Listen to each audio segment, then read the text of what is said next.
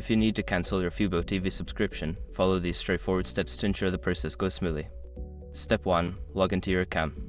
Visit the FuboTV website and log in using your email and password associated with your account. Step 2. Access account settings. Once logged in, navigate to your account settings.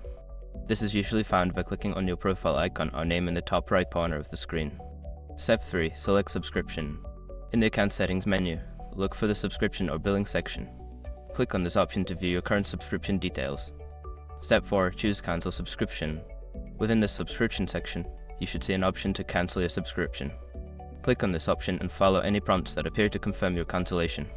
Step 5. Confirm cancellation. After completing the cancellation process, you should receive a confirmation email from FuboTV. Make sure to check your email to ensure that your subscription has been successfully cancelled. Thank you for following these steps. If you have any further questions or need assistance, feel free to reach out to FuboTV customer support.